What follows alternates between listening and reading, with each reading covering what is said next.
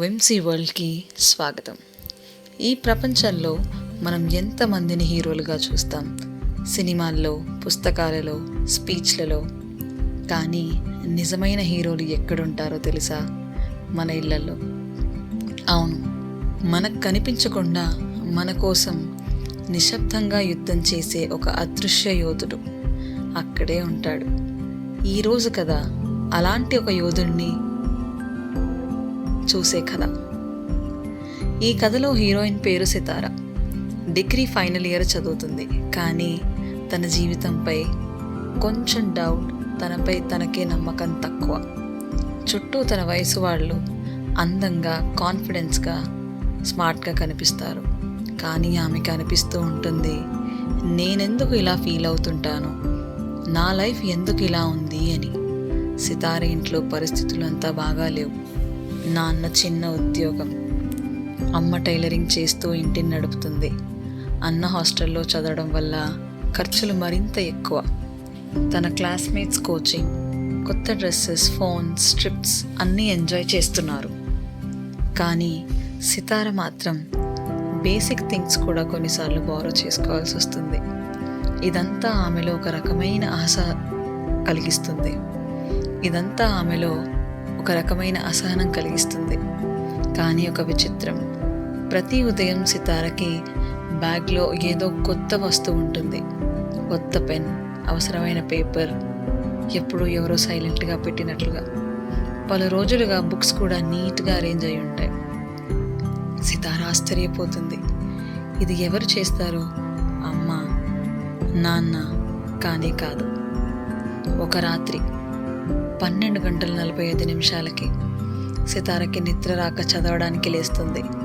Hall వైపు వచ్చేటప్పుడు అక్కడ ఒక చిన్న వెలుగు కనిపిస్తుంది. అమ్మ బెడ్రూమ్లో లేదు. నాన్న కూడా పడుకున్నారు. అన్నేమో హాస్టల్లో ఉన్నాడు. అయితే ఆ వెలుగు ఎవరిది? ఆమె గుండె బిగుసుకుంటుంది. జాగ్రత్తగా అడుగులు వేస్తూ తలుపు క్రాక్లోంచి చూసేందుకు ముందుకు సాగుతుంది. అక్కడ చూసింది ఆమె ఊహించినదేమి కాదు. ఆమె అమ్మ. అవును, ఒంటరిగా రాత్రి 1 అవుతున్నా దుస్తులు కుడుతూ కూర్చుంది. కళ్ళు ఎర్రగా ఉన్నాయి, చేతులు చెమటతో తడిసిపోయాయి. పక్కనే కుట్టిన యూనిఫామ్లో గుట్ట. కానీ ముఖంలో మాత్రం ఒక ప్రశాంతమైన నవ్వు. అమ్మ తనలో తానే మెల్లగా మాట్లాడుకుంటోంది. సితార రేపు క్లాస్కి కాన్ఫిడెంట్గా వెళ్ళాలి. నేను చేయగలిగింది ఇదే. కానీ నా అమ్మాయికి ఏ కష్టం రాకూడదు. సితార దడదడలాడిపోతుంది. ఇదేనా? ఇంతకాలం బ్యాగ్లో వస్తువులు పెట్టింది, బుక్స్ అరేంజ్ చేసింది.